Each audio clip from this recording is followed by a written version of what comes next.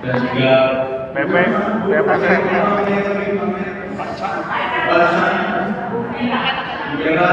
baca. Oke, ada baca goreng, baca rebus, kacang goreng. Kembali lagi. Kacang garing. Jambu juga ya. Jus bambu. Kita sudah dibuatkan dan kita akan masuk lagi untuk memperdalam tentang sinonим dalam perspektif demonia. Ini sudah saya bawakan ketika saya memberikan kayak pertemuan singkat di Palembang, juga ada awal demonia di sana gitu ya. Tetapi saya berikan beberapa tambahan gitu ya, terkait dengan bagaimana membangun kehidupan di komunitas kita sebagai awal demonia. Nanti setelah ini kurang lebih 40 menit kita lakukan ya diskusi dalam kelompok akan dianimasi oleh Romainen dan setelah itu akan presentasi. Waktunya kurang lebih 30 detik untuk presentasi. Itu nanti. Nah, dalam perspektif demonia, bagaimana sih Sinonum? Jadi Sinonum sekali lagi bukan hanya gerak kita sebagai bagian dari alam demonia, tetapi Sinonum adalah bagian panggilan seluruh umat atau bagian dari gereja. Tapi kita juga secara khusus memiliki mendapat memberikan tempat dalam hidup kita sebagai pengikut Pater Klemon untuk diperjuangkan dalam hidup, terlebih sebagai demonia. Ada 3 hal yang ingin saya kembangkan refleksinya yang saya tawarkan kepada kita semua dalam kesempatan ini. Yang pertama, berbicara tentang Sinonum membangun kesatuan atau paguyuban itu. Pertama-tama harus dikuatkan secara spiritual, yaitu kesadaran dengan Yesus. Pertama-tama memiliki relasi kedekatan dengan Yesus sendiri. Siapa yang mengambil kita, doanya untuk bersatu pun doanya Yesus. Lalu dari 15 yang orang beriman adalah memiliki relasi yang personal dengan Yesus. Kalau kami para pendamping di Novisiat Apostolik itu mengatakan para pendamping bisa jadi Anda datang ke sini itu adalah tidak hanya dukungan, bisa jadi dorongan orang tua, teman gitu ya. Tetapi kalian semua Anda harus sampai kepada titik bahwa ini bukan panggilan orang tua saya, ini bukan panggilan teman saya. Apalagi mereka yang putus cinta dan masuk ke seminari, siap Tuhan, ada ya ada. Tetapi sampai pada titik inilah panggilan saya. Artinya apa? Yesus yang memanggil saya. Inilah panggilan saya. Nah, dari sana ada relasi. Undangan membangun relasi siapa? Dengan siapa ya? Dengan siapa yang memanggil saya? Yaitu Yesus. Maka ini yang menjadi kesatuan dengan Yesus yang utama termasuk kita, terlebih membangun komunitas persaudaraan. Nah, dari sana semangat Sinonum semoga menjadi satu. Itu sungguh-sungguh hidup mana berbuat kepada praksis hidup kita yang memperjuangkan paguyuban sampai pada titik praksis. Yang kedua, tidak hanya sampai kepada guyub saja, tetapi Sinonum juga memenuhi semangat misi. Misi itu keluar dari diri, tidak hanya memikirkan diri sendiri, tidak hanya memikirkan kelompoknya sendiri, tetapi ya seperti tadi, memerhatikan kepentingan yang lain sampai kepada titik perutusan misi. Jadi Sinonum tidak hanya beliau saja, tetapi apa yang dapat kami berikan, saya berikan bagi yang lain. Panggilannya jadi tidak hanya untuk diri kelompok, tapi yang lain. Semuanya ini harus diawali dengan kesatuan dengan Yesus sendiri.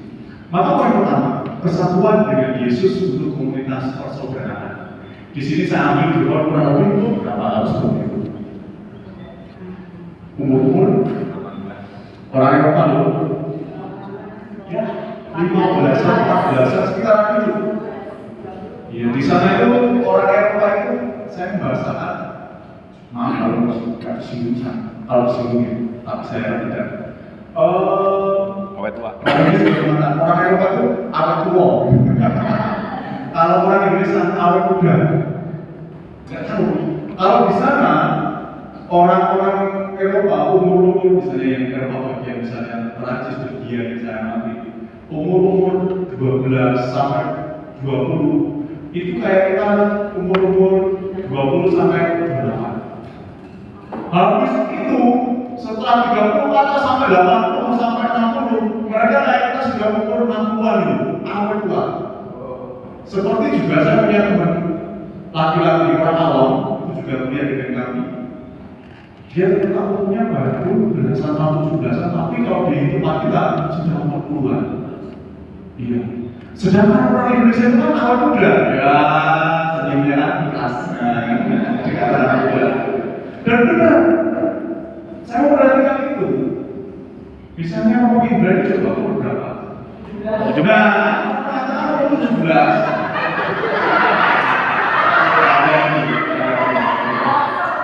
Iya, Bapak. Bukan lewat aja. Iya.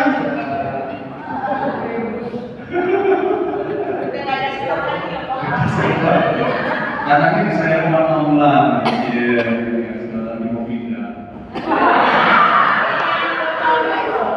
Sudah diumumkan itu nanti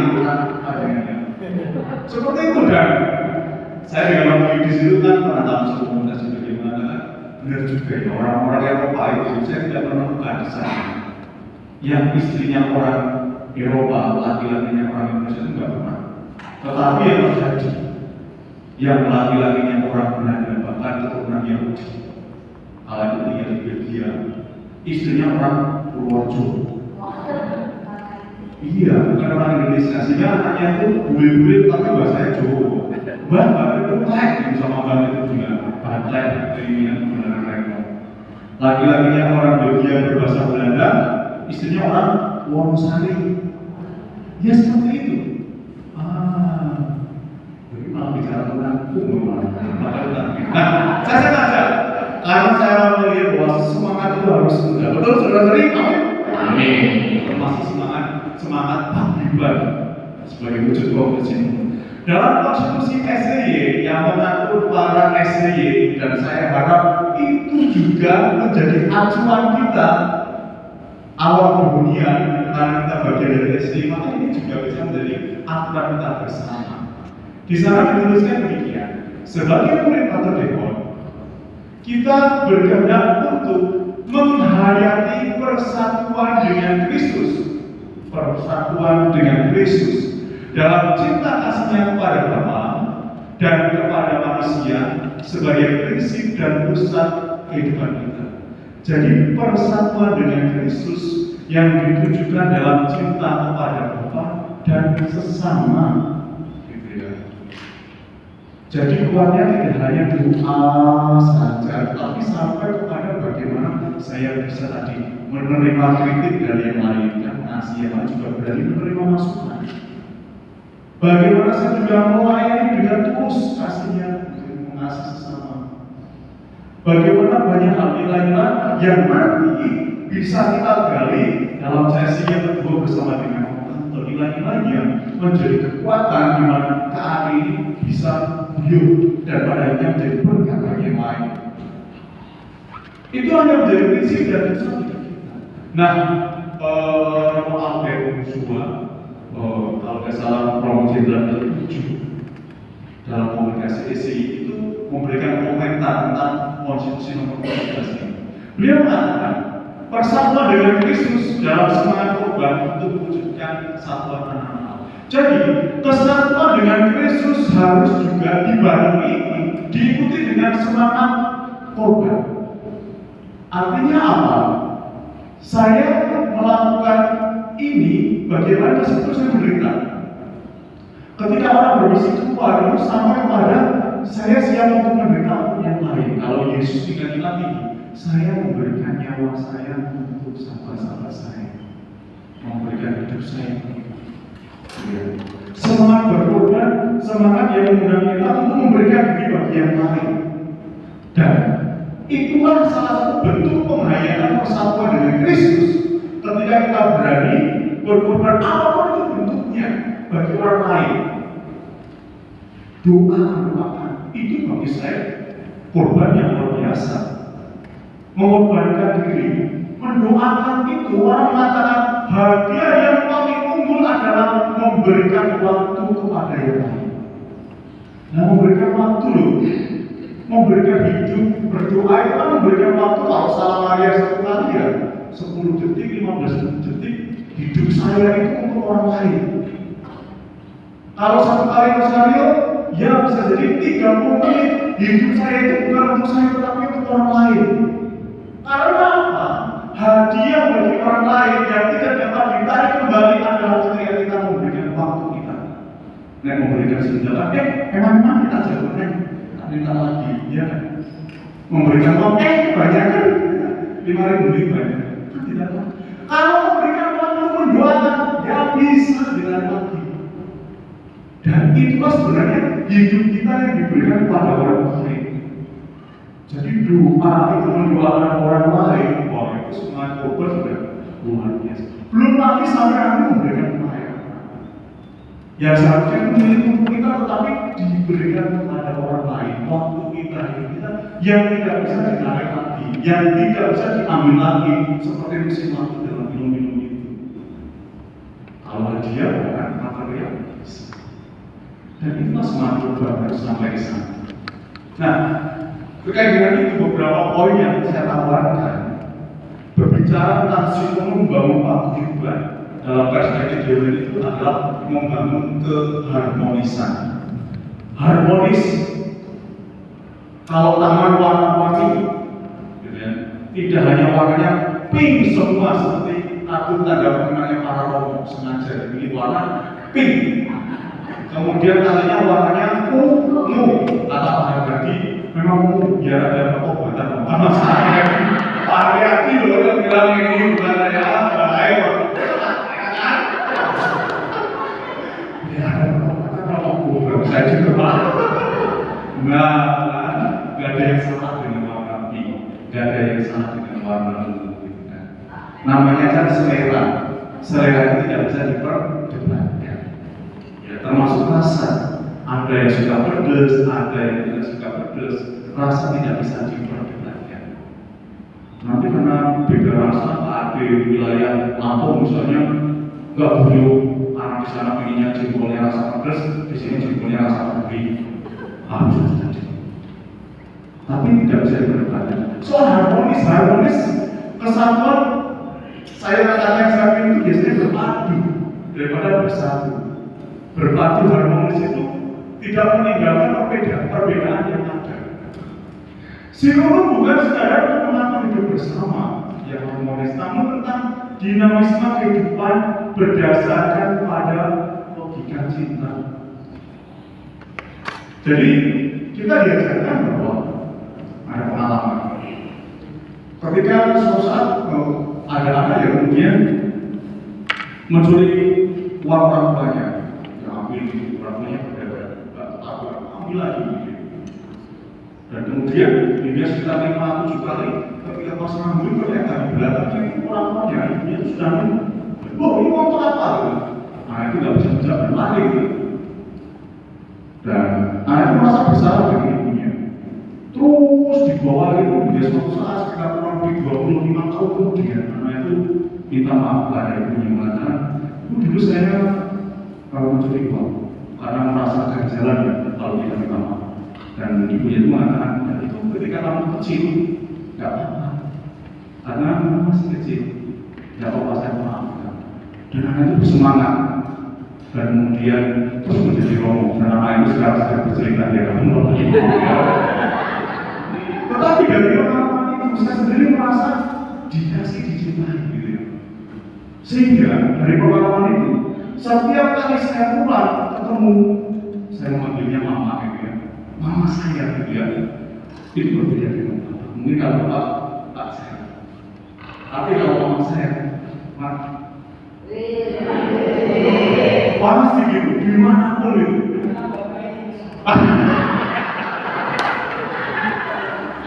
Itu cerita lain. Karena banyak pengalaman, salah satunya pengalaman diampuni tadi. Dan pengampunan itu terjadi ketika saya masih di sekolah itu. Mama yang menemani saya lalu kemudian studi belajar bahasa Perancis, kemudian mama kalau sambil saya dan mengatakan itu ya, dan kamu merasa lego karena sekian belas tahun mengatakan itu malu. Kok saya ngomong minta maaf berdoa seperti itu. Hari saya yakin harus disampaikan dulu. Dalam psikologis harus disampaikan karena itu bisa menjadi luka batin, mengecewakan orang tua. Saya mengatakan itu dan jawaban masnya itu kue kan zamanmu isek cilik ketika kamu masih kecil. Kue sekarang dulu, iya saya mengalami. Lega sih, nggak tahu bagaimana menjelaskannya. Lega ya, rasa diampuni dan dipeluk kembali. Semangat, next pertama dari Indonesia rasanya sambal bawang sama oseng genjer yang mama. Jadi kalau pulang itu pasti selalu menunya oseng genjer. Maka di camping saya tidak bilang kalau saya suka oseng genjer. Nanti kalau bilang pagi siang sore, sayurnya oseng genjer. Baru sekarang bisa begitu ya. Yang kedua itu logika. Bagaimana kita itu sudah dicintai Allah, maka kita pun harus mencintai Allah. Allah sudah mengundang kita untuk berbakti karena dia sudah berbagi hidup. Logikanya seperti itu. Nah, konstitusi 18 dalam kongregasi ESE yang juga menjadi acuan kita dikatakan atau intinya adalah bagaimana kita dapat memahami cinta kasih Kristus bagi kita kecuali dengan mencintai Dia dalam perbuatan dan kebenaran. Dua nilai yang penting, perbuatan dengan konflik dan kebenaran menjadi bagian kita acuan untuk memperjuangkan yang namanya kejujuran misalnya. Nah, sekarang ini kan yang mudah untuk jujur, gitu kan? Lagunya bukan lagi sepanjang jalan benar, tapi sepanjang orang-orangan gerakan tadi kan saling beriring. Karena itu ada nama-nama dan pemerintah datang ke Indonesia lagunya sepanjang orang-orangan gerakan kita sambut. Memperjuangkan kebenaran dan kejujuran itu nilai yang ditawarkan salah satu hal dalam mencintai Kristus selain dalam perbuatan. Selanjutnya, setiap dehonian termasuk kita terus menjatuhkan diri pada pengalaman persekutuan Allah dalam keikutsertaan keputusan Kristus. Nah, menjatuhkan diri dalam pengalaman keikutsertaan keputusan Kristus itu menjadi orang-orang yang juga berpartisipasi menghadiri keselamatan sampai sekarang ini. Bentuk partisipasi kita salah satunya adalah membangun paguyuban persekutuan itu. Karena Tuhan datang itu mengumpulkan umat manusia yang terlepas karena dosa, kemudian karena pengorbanan Kristus itu dimungkinkan untuk kembali lagi. Karena Kristus dimungkinkan manusia berdosa tidak malu lagi kepada Allah. Indikasi ketika kita berdosa terhadap Allah itu seperti Adam dan Hawa. Ketika mereka melakukan batu karang itu kan kemudian mereka lihat, tidak berpakaian, kan malu. Maka indikasi kita, kalau kita berbuat sesuatu sepanjang orang-orang tadi belit-belit supaya tidak dilihat orang lain, malu dilihat karena sesuatu yang adil, tidak jujur, bisa jadi di sana ada kecenderungan berdosa. Ya, bisa jadi. Nah, keikutsertaan dengan keputusan Allah adalah bagaimana kita berpartisipasi kalau dalam sekarang ini konteksnya sepenuh membangun paguyuban itu sendiri. Tuhan Allah kita itu begitu rendah hatinya mengizinkan kita untuk menjadi rekan kerjanya. Allah kita bukanlah Allah yang jauh, tetapi Allah yang ingin ada dengan kita. Immanuel, Allah yang kita menjadi rekan kerjanya. Apa lagi kira-kira? Yang lain mengatakan Allah itu jauh, Allah tidak bisa digambarkan, dan kita bahkan menyadarkan bahwa kita itu juga menjadi rekan kerjanya. Yang lain yang sering diundang oleh Dewan adalah semangat untuk saling mencinta. Kasih muka itu saling memberi lah. Kalau misalnya burung jalan sama burung jalan sama kerbau itu apa namanya? Simbiosis mutualisme. Mutual ketersandingan. Betapa daya ini jika dikembangkan syariat mutual pada zaman itu semangat untuk saling mencinta, saling mengasihi ini ada sebagai bagian dari hukum tadi. Kita sudah memiliki berapa puluh persen untuk membangun saling mengampuni, saling mengerti, saling berkomunikasi, saling menerima, saling kemudian memahami. Kalau dari sini warnanya hitam tapi orang sini lihatnya putih, nanti sini hitam kok, putih kok, hitam kok, putih kok. Padahal dua cara pandang yang berbeda. Sebenarnya perlu bila orang dewasa berbicara, hitam putih lihatnya dari mana? Oh dari sini. Kamu hitam lihatnya dari mana? Saling mengerti, ketersandingan. Selanjutnya saya mengambil kata-kata Gihon.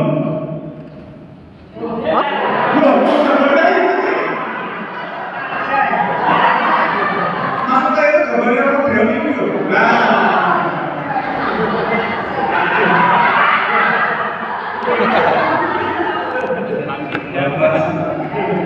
Karena kata-katanya bukan kata-katanya Romer. Dia mengatakan ini ASC tahu bersama Titus buku 2 nomor 29. Saya ingin mencintai Tuhan kita di atas segalanya. Tetapi saya juga ingin mencintai Dia di dalam saudara-saudara sekalian. Karena mereka adalah harga darahnya. Dan karena Dia mencintai mereka, supaya juga ingin mencintai Dia dalam saudara-saudara saya. Dan tambahan, saya ingin mencintai mereka secara rohani, spiritual, dan sebagai tujuan yang mana hati Yesus pun mencintai mereka. Saya ingin mencintai mereka karena cinta Tuhan kita dan karena mereka adalah cintanya. Maka bagaimana mungkin kalau kita merefleksikan dari kata-kata ini, kita menjelek-jelekan sesama, menjelek-jelekan orang lain, padahal Tuhan yang agung sendiri mencintai sesama kita. Pertanyaannya, siapakah kita? Yang agung saya menghormati, mengasihi sesama kita, rekan kita, satu gereja, satu DKAD. Tapi Tuhan sendiri aja mencintai loh, dan kita malah menjelek-jelekan. Pertanyaannya, siapa saya itu? Kita itu siapa? Itu refleksi yang begitu mendalam bagi saya. Bagaimana kita bisa jadi melihat sisi negatif yang lain, padahal Tuhan Allah itu tahu segalanya dan terus menaruh hati kepada sama kita. Maka kalau kita berbuat jelek kepada yang lain, siapakah kita menganggap kita dengan demikian lebih tinggi kepada Tuhan daripada Tuhan?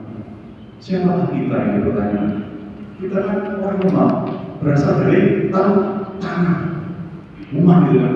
Dalam TikTok itu kan ada Roma yang kemudian ya Indonesia dalam negeri, dia dari rumah, dari tanah. Maka orang yang sering berdosa bisa jadi terbuat dari tanah yang subur, gitu kan? Kalau orang yang mungkin sering memaafkan, dia dari tanah yang banyak humusnya. Kalau orang yang sering kemudian mendoakan orang lain, bisa jadi dia dari tanah yang dipupuk dan sebagainya. Kemudian ada gitu. Lalu sama, kalau ada orang yang sering gosip, itu bisa jadi dari tanah sebagainya.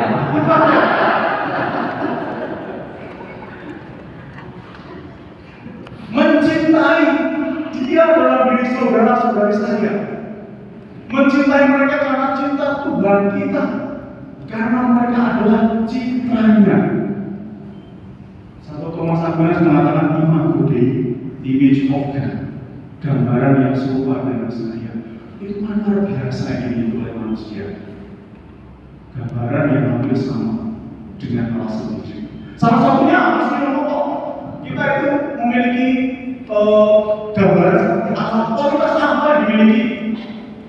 Refleksi saya, satu hal yang dimiliki misalnya manusia memiliki kualitas yang hampir sama dengan Allah, yaitu apa? Kebebasan. Ya, kita bisa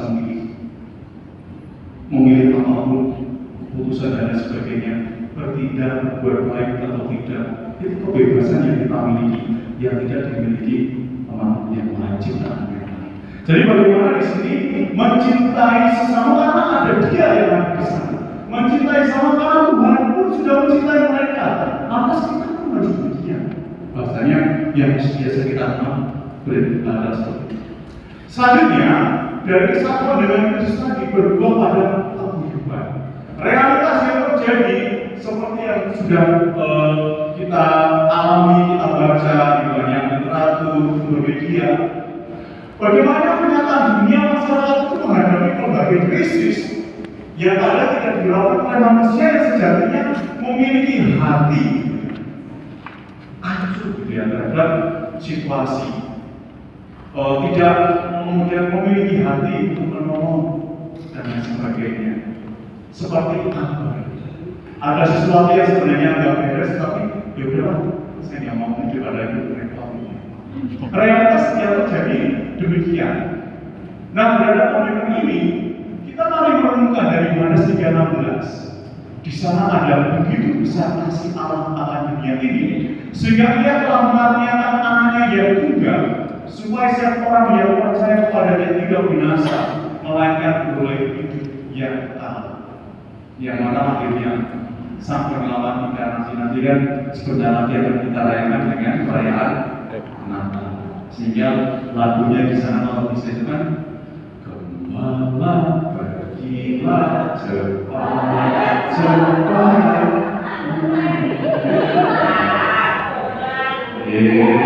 Ramai banget sepertinya saya mohon panggilan kok senyumnya dari mas gak pernah dipakai ya.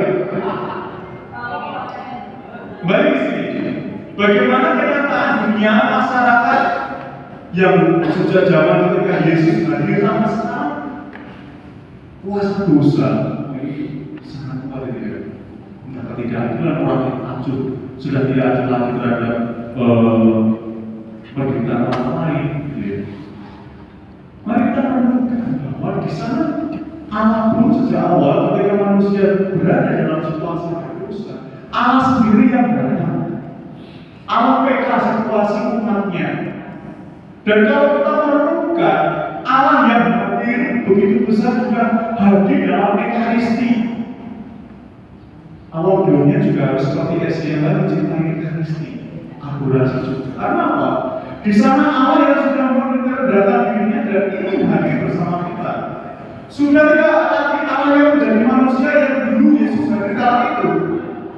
Tetapi sama-sama kita juga hadir dalam roti dan anggur. Allah yang kemudian mau hadir menjadi atau dalam penciptaan manusia itu kan luar biasa. Nah, mesti kan karena Yesus sama anggur, tetapi dipakai oleh Tuhan sebagai sarana, sebagai bentuk hadirnya sakramen sekarang sekarang ini. Itu kan hal yang begitu merendahkan diri hanya siapa? Belum lagi dia mengatakan Allah tetap memberikan kebebasan karena sangat menghargai manusia. Ketika Ia memberikan sakramen Maha Dia mengatakan tubuh Kristus. Dia mengatakan Yesus memberikan dirinya sangat bebas mau diapakan oleh manusia. Ketika manusia menerima dan mengatakan amin. Mengangkat martabat kita mau diapakan itu Yesus mau. Itu ya bahasanya Dewa. Dengan kebebasan kita, dengan atas dosa kita, mulianya itu luar biasa.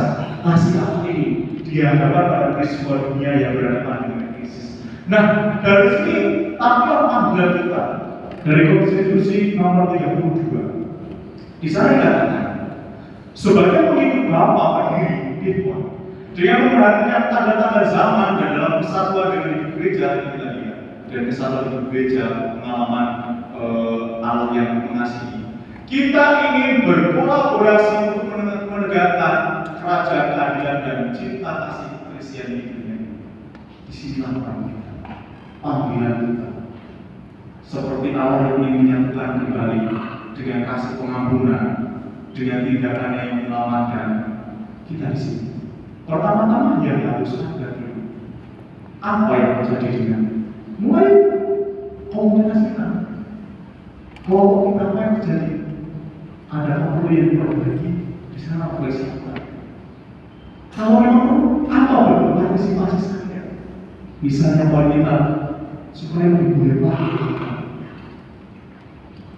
Atau jangan-jangan yang membuat tidak begitu sekarang karena fleksi pribadi. Kalau begitu mungkin saya perlu memperbaiki diri. Preferensi sampai seperti itu. Jika ingin kita sungguh berkomunikasi dengan sini, bentuk partisipasi saya. Habis itu baru panggilan eksternal. Selanjutnya panggilan Nehemia untuk membangun paguyuban itu selaras dengan dokumen tentang misi dari Konsil Vatikan II artikel 49. Kristus ingin membangun kembali kesatuan manusia dalam Allah. Ada panggilan kita untuk menjadi rekan kerjanya. Panggilan untuk membangun komunitas di mana itu menjadi tanda kehadiran Allah di dunia, tanda kehadiran Allah dalam komunitas kita. Maka inilah panggilan kita sebagai dunia. Kalau kita temanya transisi membangun kesatuan karena Allah sudah ingin atau berdoa supaya kita bersatu, partisipasi kita di sana menjadi rekan kerja. Maka poin pertama ketika saya sebelum masuk ke materi ini melihat Nehemia sendiri sudah memulainya, mengumpulkan, membuat harmonis hubungan antara pemilik modal, pemilik usaha dengan para karyawan dan buruhnya, yang mana selama ini terpecah, hubungannya tidak baik-baik saja. Dan Dewa sudah memulainya, dan sekarang ada tugas kita. Maka itulah Dewa. Pernah saya nyanyikan. Ini yang dibuat oleh Romeo dari Noverna ketika berorganisasi di Indonesia, beliau memimpin misa dengan menyanyikan. Saya ingin mengajak kita semua menyanyikan ini ya. Ada dasar dulu sama dengan F. Bingung, saya juga bingung kan? Ya seperti ini. Yo, Pater Deon punya hati terbuka. Pater Deon melayani dengan cinta. Pater Deon menyayangi gereja. Pater Deon cinta kita semua. Pater Deon punya hati terbuka. Pater Deon melayani dengan cinta. Pater Deon menyayangi gereja. Pater Deon cinta kita semua. Pater Deon di Pater Deon punya hati terbuka. Pater Deon melayani dengan cinta. Pater Deon menyayangi gereja. Pater Deon cinta kita semua. Ayo semuanya. Pater Deon Punya hati terbuka. Pater Deon melayani dengan cinta. Pater Deon menyayangi gereja. Pater Deon cinta kita semua. Di tengah-tengahnya ada tepuk tadi ya. Pater Deon Punya hati terbuka. Pater Deon melayani dengan cinta. Pater Deon Menyayangi gereja. Pater Deon cinta kita semua. Pater Deon punya hati terbuka. Pater Deon melayani dengan cinta. Pater Deon menyayangi gereja. Pater Deon cinta kita semua. Kalau tangan sudah semua. Jadi siapa bilang dia sudah main gereja itu ujungnya sudah dia wujudkan dengan membangun paguyuban gitu ya. Dan kita ingin berpartisipasi di sana membangun paguyuban yang solid.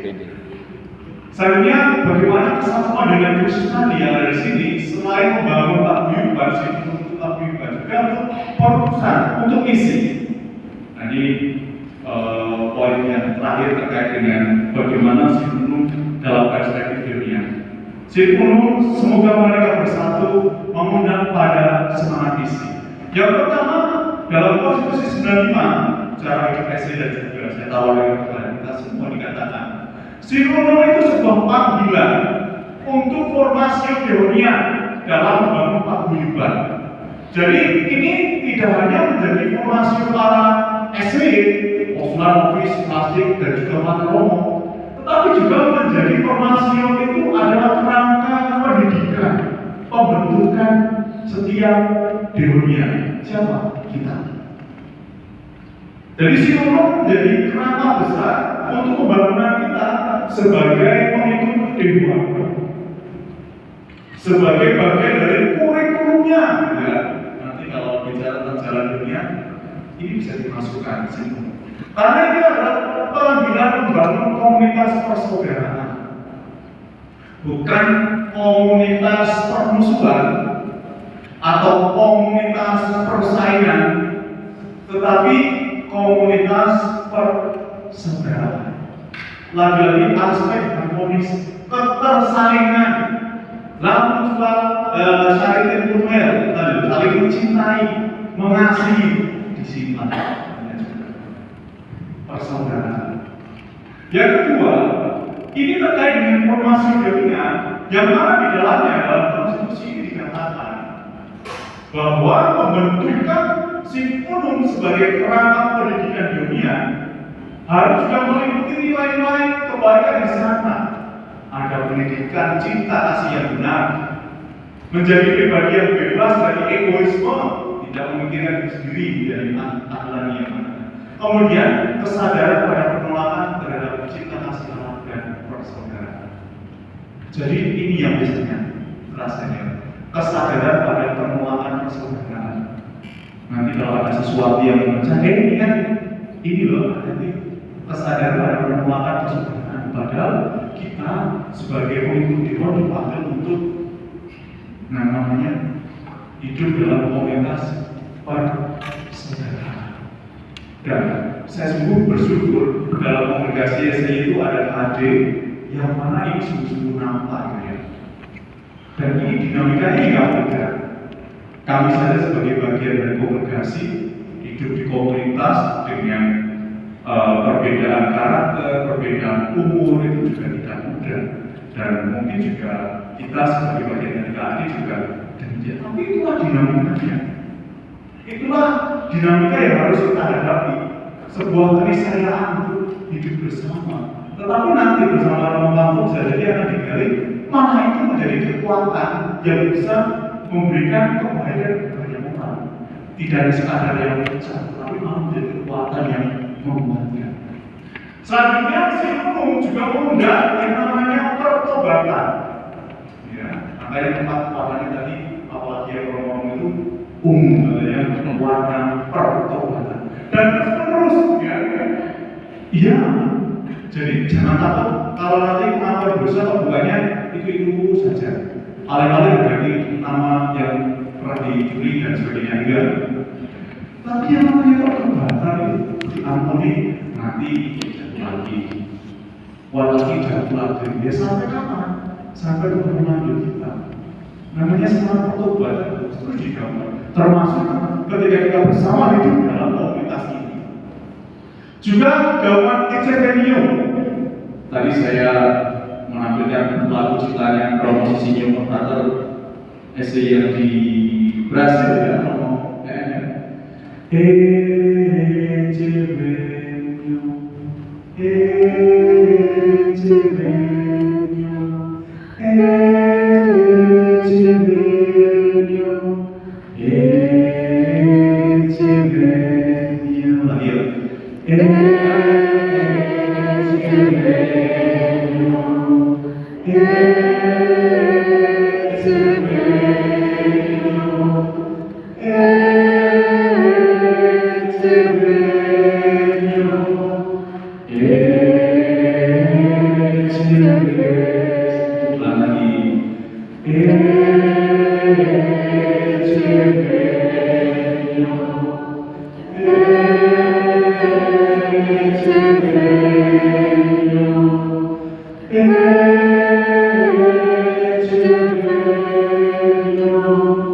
Siap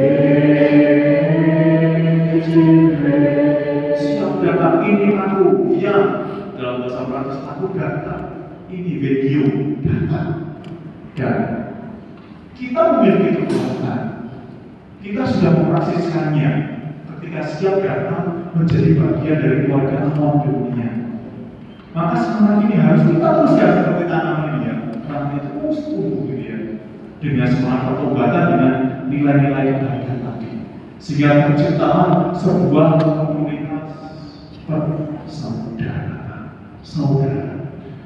Karena kata-kata ini kan seringkali kita dengar saudara-saudari. Cuma nanti dari maknanya apa arti saudara? Bukankah di sana ada nilai-nilai begini? Bukankah di sana ada nilai-nilai pertobatan, semangat untuk melayani? Kita kembangkan dalam sini. Nah, untuk poin tentang syukur dalam versi videonya ini nanti juga akan saya bagi setelah sini. Untuk itu 30 menit ke depan kita akan berdiskusi dalam kelompok. Setelah itu dilanjutkan langsung presentasi. Setelah presentasi nanti simpul penutup dari saya, langsung kemudian karena ada jam makannya, saya bagi makannya, gitu ya.